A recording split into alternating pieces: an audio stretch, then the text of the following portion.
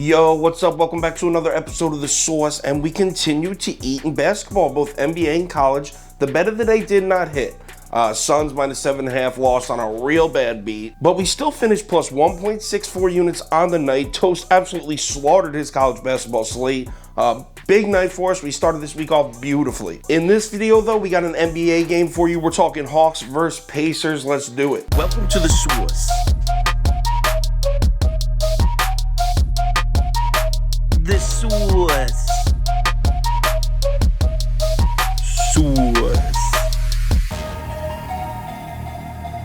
Hey, get the sauce. All right, Indiana on the road here in Atlanta. This line opened Hawks minus 6, right? But that was last night. By 4 a.m. this morning, it had already moved 3.5 points up to Hawks minus 9.5, and I still have nothing as far as where the bets and money are. None of my sources are giving me anything. Now, normally what I do, in case you're unfamiliar with my process, I take the numbers from several different sources. Action Network, Yahoo Odds, OddsFire, BetStamp. I use 5 or 6, and what I'll do is I'll take them all and average them together and then give you guys the average figure of all of them. The reason for that is all these companies may or may not have deals with different sports books, so sometimes the numbers are different. So I figured the most accurate way to do it and give us the best estimation of where the action really is to average them all together. But again, 4 a.m., nothing from any of my sources. If we fast forward to 9 a.m., it's showing us 73% of the money on the Hawks now, but still, that's from Yahoo Odds. Most of them are still blank. So we're looking at Hawks minus 9.5. So let's cap this game. If you subscribe to this channel, you already know the first step. We're running the numbers through the spreadsheet. According to the analytics, the line for this game should be Atlanta minus 13.45. That's a full 4-point lead on the Hawks here. All right, let's start with a quick breakdown. And believe it or not, both these teams have lost 3 of their last 4 games, which surprised me. Just when the Hawks seemed like they were turning their season around, they lose 3 out of 4. Now, to be fair to Atlanta, they have played a very tough little stretch of schedule here in those 4 games we're talking about. They played the Raptors twice, who may be the hottest team in the NBA. They had also played Phoenix, and they had to go on the road and play Dallas. They actually beat the Suns, too. We cashed on that. So maybe we cut the Hawks a little bit of a break on their 1-3 in their last 4 because of the tough schedule. Indiana, on the other hand, it looks like they've officially entered sell mode. They just shipped off Caris LeVert, who is not their best player, but if you look at the last 6 to 8 weeks, he's been their only healthy star. I mean, Sabonas has played a decent amount. That's not fair, but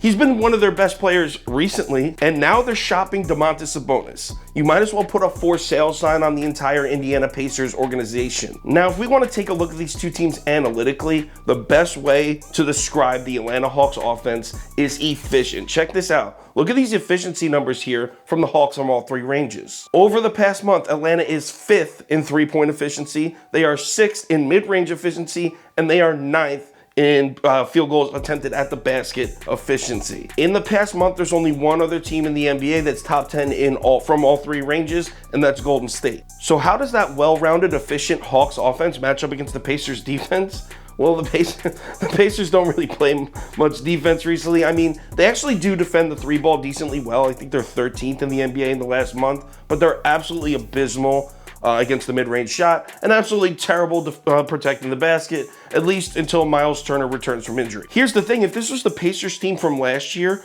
I really wouldn't even care about the offensive mismatch, because that team loved shootouts. They would go in and go basket to basket, basket for basket with the Nets. Like, they didn't care that they sucked on defense. They just would score with anyone. It's not the case this year. In the past month, the Pacers are 27th in defensive efficiency and just 20th in offensive efficiency. And now Caris LeVert is gone, who's probably been their leading scorer over the past month or 2. I didn't look it up. If not the leading scorer, I would imagine he's 2nd behind Sabonis. Now, one thing that does need to be mentioned here, Malcolm Brogdon could possibly return to the Pacers lineup tonight, and that would be huge. Not only does he add 18 points a game, but he's the Pacers' best perimeter defender. You could make an argument he's their only perimeter defender, and he'd be the one manned up on Trae Young for this game. So we need to keep an eye on the injury reports for this one. I will say this, if Malcolm Brogdon plays and the number is still at 9.5, I'll do it. I'll take Indiana plus 9.5.